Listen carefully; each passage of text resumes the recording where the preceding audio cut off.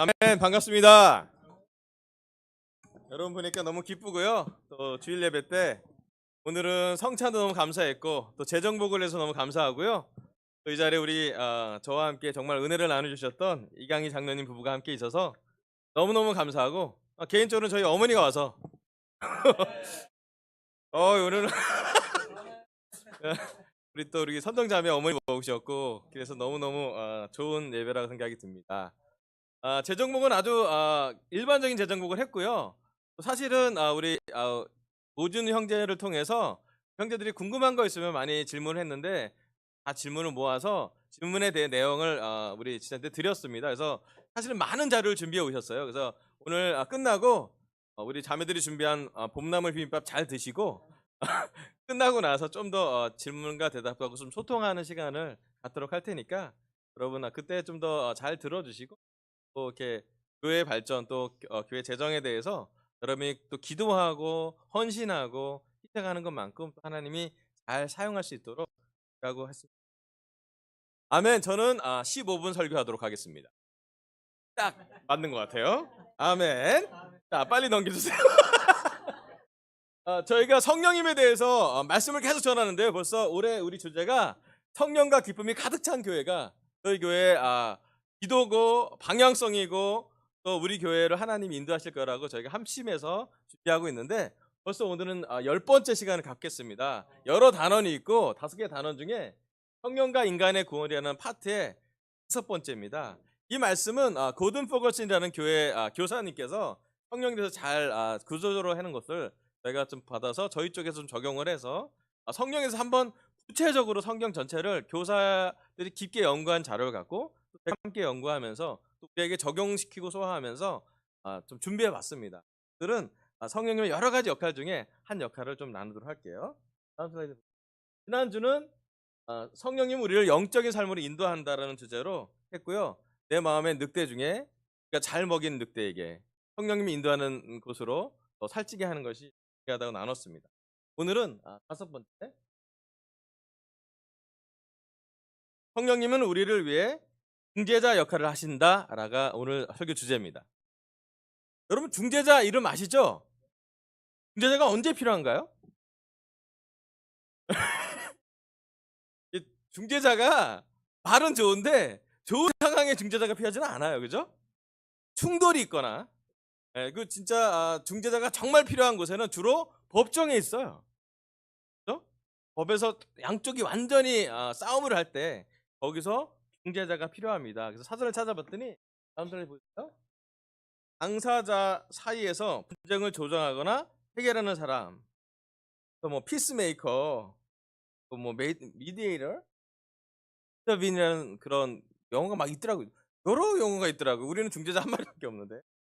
그래서 사실은 중재자의 성경적인 성령님이 하신 역할을 보면 하나님과 사람들, 제자들 사이에 성령님이 중재자 역할을 하신다라고 연구해 보면 있어요.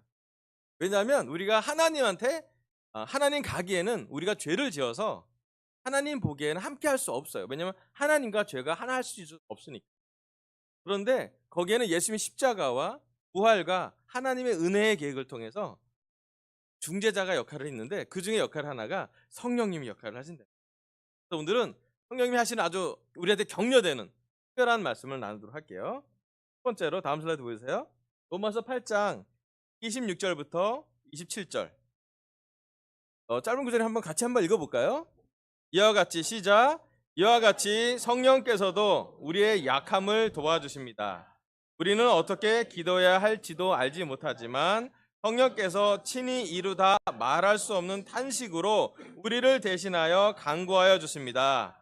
사람의 마음을 꿰뚫어 보시는 하나님께서는 성령이 생각이 어떠한지를 아십니다.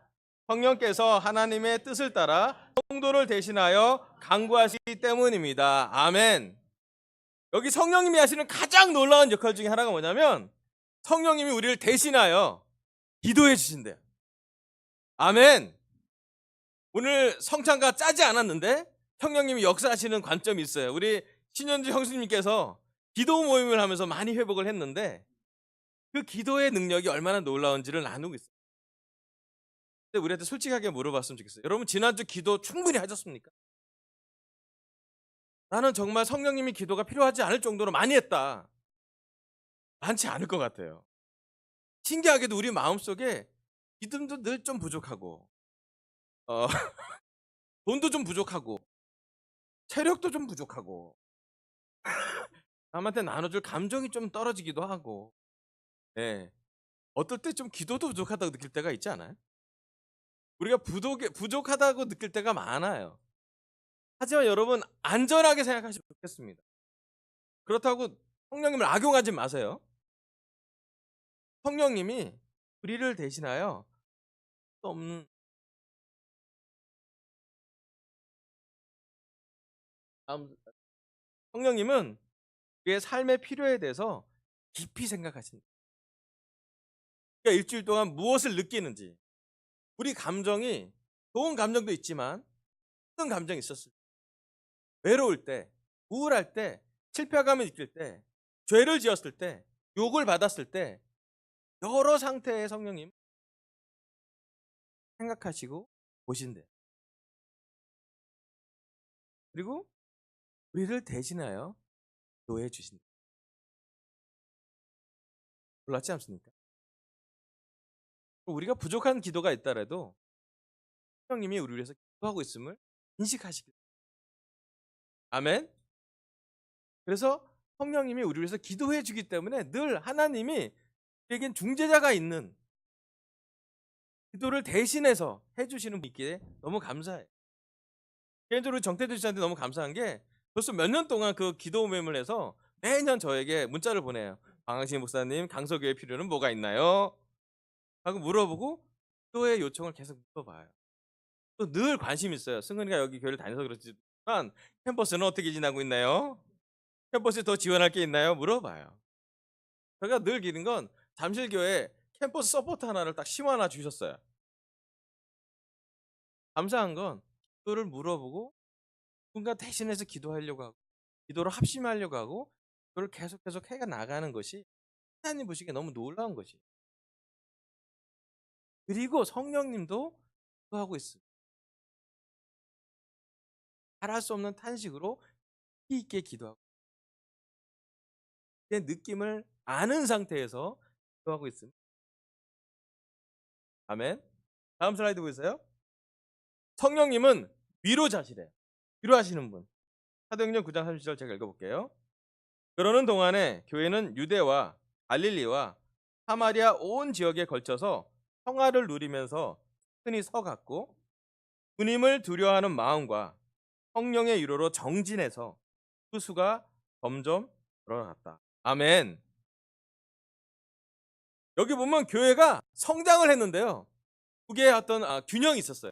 하나는 주님을 두려워하는 마음, 또 하나는 성령님의 위로로 교회가 발전을 해서 정진을 해서 수가 늘어났대요. 다음 슬라이드. 성령님의 위로로 교회는 성장했습니다. 사도행전에 제가 이 성령님을 연구해 보면서 많이 본 것 중에 기쁜 건 뭐냐면, 성령님이 사람들이 위로를 필요로 할 때 곳곳에 가서 많이 위로해 준 걸 볼 수 있어요. 사도 바울이 정말 죽을 위험에 처했을 때, 파산의 위험에 처했을 때, 고난을 받을 때, 돌을 받을 때 누가 위로해 줬나? 죽을 것 같은 느낌에서 하나님의 위로를 받았다고 그랬고요. 그 숨겨져 있는 성령님의 위로하심이, 성령님의 위로자 역할을 하신 것을 성경에 이렇게 약간 숨겨진 것처럼 보여져요. 성령에서 연구하다 찾아보니 발견한 보석 중에 하나는 뭐냐면, 성령님께서 우리를 위로해 주신다는 거예요. 여러분 요즘 누구에게서 위로받고 있습니까? 여러분 자매들한테 묻어볼게요. 남편에게 위로받고 있습니까?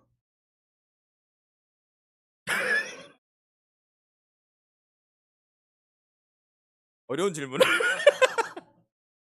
우리 결혼 부부, 아이 있는 여러분들 여쭤볼게요. 여러분 자녀들한테 위로받고 있습니까?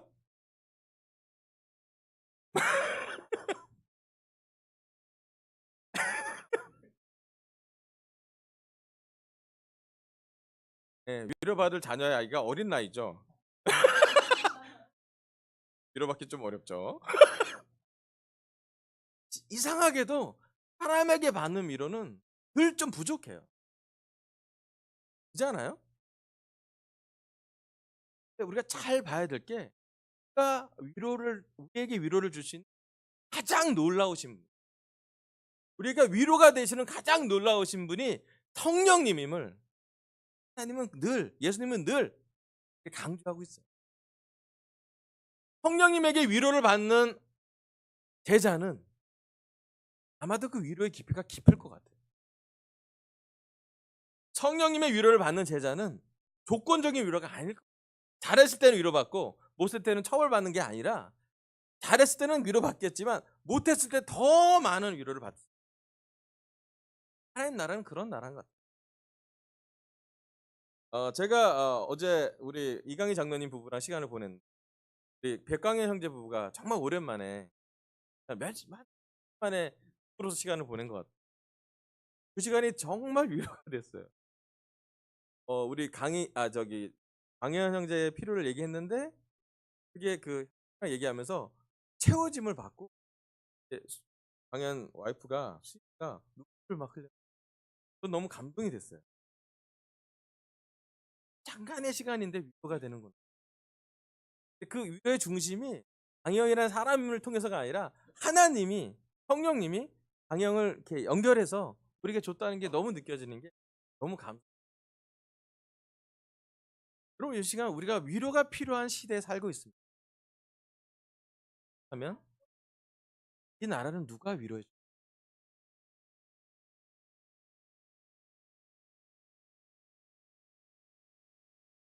여러분 성령님 많이 찾으면 좋겠어요. 아멘.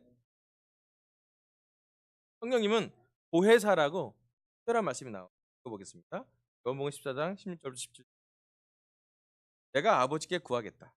그리하면 아버지께서 다른 보혜사를 너에게 보내셔서 영원히 너희와 함께 계시게 하실 것이다.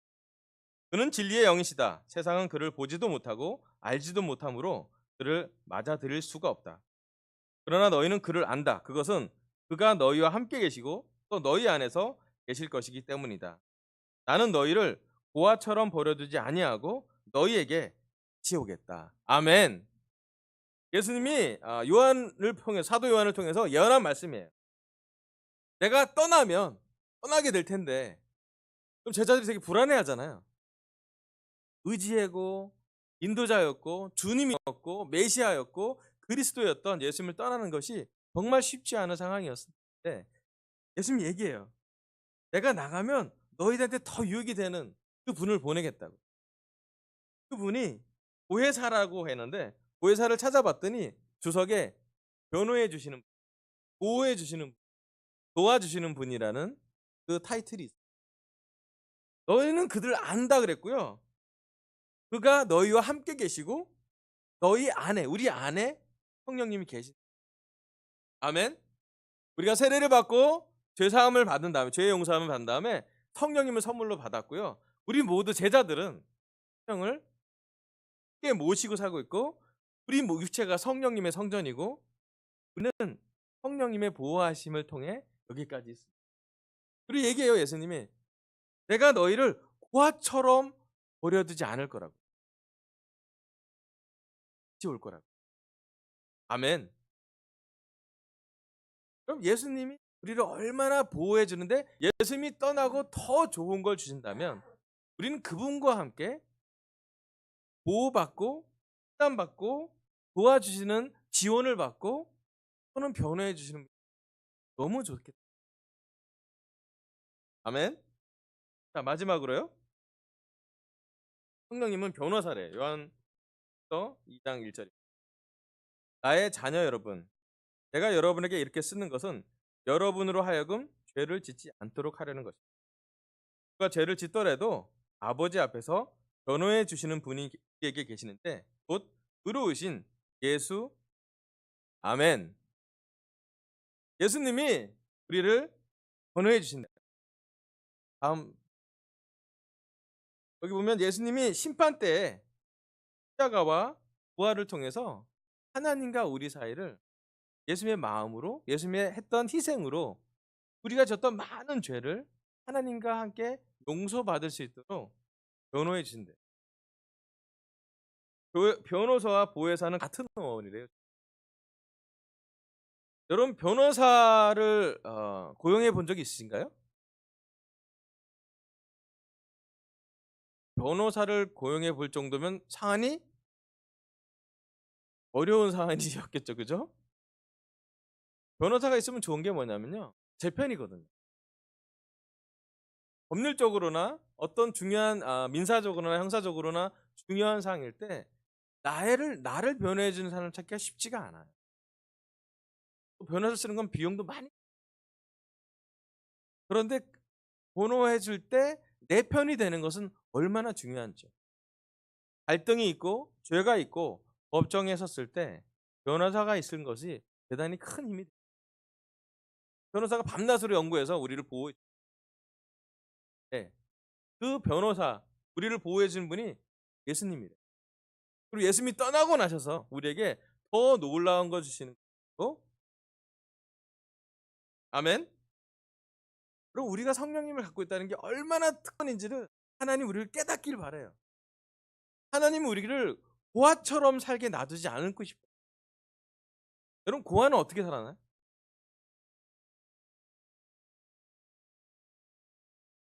고아에게는 약간 두 가지 성품이 생긴대요. 첫 번째로는 자기 혼자 남아있기 때문에 공격적인 성향. 그리고 두 번째로는 뭔가에 집착하려는 성격입니다. 그걸 가져야지. 누가 대신 주지도 않으니까. 근데 일단 우리에게 적용. 그럼 우리 아이가 고아처럼 하루를 산다면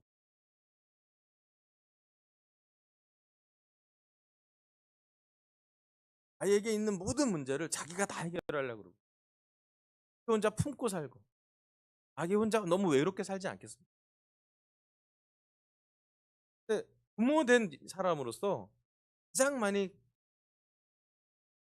도전이 되는 건 뭐냐면 이 아이가 고아처럼 안 놔주잖아요.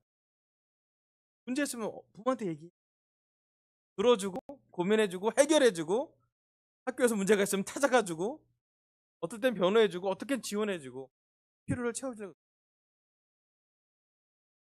그럼 우리한테 적용. 여러분 하나님이 부모님으로 계신데 하나님이 아버지로 계신데 때로는 우리가 가진 모든 문제를 우리 힘으로 처리하려고 그러지 않나요? 하나님이 매일같이 성령님을 보내서 우리 옆에 보내주시는데 우리 맨날 외롭다고 그러지 않나요? 성령님이 말할 수 없는 깊은 탄식, 깊이 있는 꿀과 함께하는 그 탄식으로 하면서 우리를 대신해서 기도해 주는데 때로는 우리만 슬퍼하고 있다고 생각해요.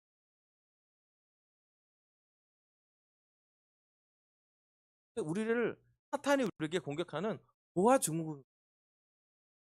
분명히 하나님이 계시고 성령님을 보냈음에도 불구하고 눈에 보이지 않기 때문에 못 찾아가는 약간 고아스러운 현상들이 있어요. 이번 주에는 성령님이 우리에게 고아처럼 내두지 않는다는 예수님의 말씀을 기억하면서 우리가 하나님의 자녀로서 하나님을 기쁘게 하고 예수님과 연결돼 있고 성령님의 보호하심을 함께 받았으면 좋겠습니다. 마지막 슬라이드 보여주세요. 성령은 우리를 위해 중재자 역할을 하십니다. 첫 번째는 성령님이 우리 위해서 대신에 간구해 주시고요. 성령님은 우리를 위로해 주시고 세 번째는 보호해 주시고요. 마지막으로 법정에서 심판대에서 우리를 변호해 주실 것입니다. 우린 모두 이번 주에 성령님과 깊은 교제하시길 바라면서 설교 마치겠습니다.